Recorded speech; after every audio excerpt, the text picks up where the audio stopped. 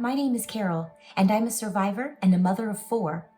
Biomarker testing saved my children's lives. I was diagnosed in 2016 at the age of 42. Prior to diagnosis, I was in the best shape of my life, running, hiking daily, and practicing great healthy habits both physically and mentally. I was in utter dismay when a sore shoulder from a hike the previous day landed me in the ER and led me to my diagnosis of stage 4 colorectal cancer. I was discouraged to find out that my cancer was not able to be surgically removed, only treated with systemic chemo. I was given grim news of a 6 to 11 month lifespan after diagnosis, even with chemo that would only be palliative.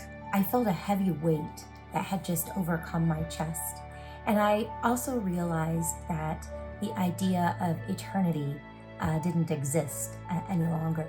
I traveled to the Cleveland Clinic in Ohio to seek out a second opinion from leading experts in the field.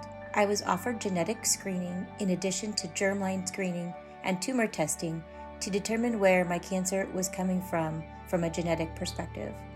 I found out through genetic testing that my cancer was in fact hereditary and came from a bumper 1A gene deficiency caused by hereditary difference from my paternal side. My cancer is caused by juvenile polyposis syndrome in a line under the FAP family of hereditary cancers. As a result of my diagnosis, my family members were discovered that my children all carry the defect. One son had 3 precancerous polyps at age 19.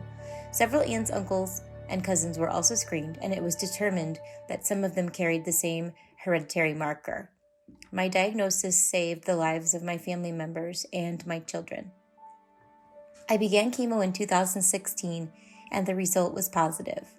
What was first considered hopeless started to see glimpses of light. After 10 rounds of full Foxfury, it was determined that I had significant enough cancer death to go forward with surgical removal of the primary tumor and associated liver metastasis. This was done over a process of 3 intense and difficult surgeries. I also received the HAI pump implanted in my abdomen to administer chemotherapy after removal of the tumors as a method of post-surgery cleanup of lingering cancer cells. During this process, the chemo administered through the HAI pump, my liver began to fail. After 19 surgeries in October 2017, in the Cleveland Clinic parking lot, I had a liver aneurysm and things became grim yet again. I was rushed back into the clinic and admitted into immediate surgery to fix the aneurysm. After the surgery, the physicians determined my liver was not going to work and my life was again on the line.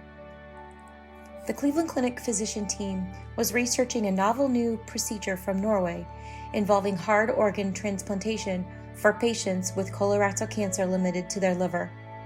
The doctors felt there was no more we could do with my liver, and I would have to find a donor for this process on my own. The feeling of grief was overwhelming, and that was really what was going through my mind. Much to my surprise, my congregation had over 50 willing people. Jason, my donor, was a friend from church and felt he was called to donate his liver. He was the 6th person to be considered by Cleveland and ultimately my perfect match. That was pretty amazing. I still pinch myself. Can't believe that it's actually happened. On April 23rd, 2018, Jason and I underwent a 14-hour surgery, number 20 for me in 3 years. The surgery was followed by a 6-week stay in Cleveland to make sure that all was going well. I became the first person in the U.S. to undergo this type of transplant after being diagnosed with colorectal cancer. Currently, I live in Connecticut and strive to bring more awareness to the disease and the inequity in care and opportunity related to care that we face. We can do more to save others' lives. We are fighting for life or death. I believe that we can achieve these goals by offering better access to information to patients as they are being diagnosed. I truly believe that I have a voice in my cancer care. No one else is going to be the biggest advocate. I am that person. I don't think that I would be alive if it weren't for the work I did and just being part of an amazing team who really went to bat for this girl. They really did everything they could to look at things from a multidisciplinary approach and to go for cure from the get-go. I always remember and remind myself That hope means that no matter what, that the journey has been purposeful. So it wasn't necessarily about me surviving, but rather leaving the message of hope, that through hope and fortitude, you can continue your mission and continue your story. I know many patients have a fear or anxiety about seeking second, third, fourth, fifth opinions.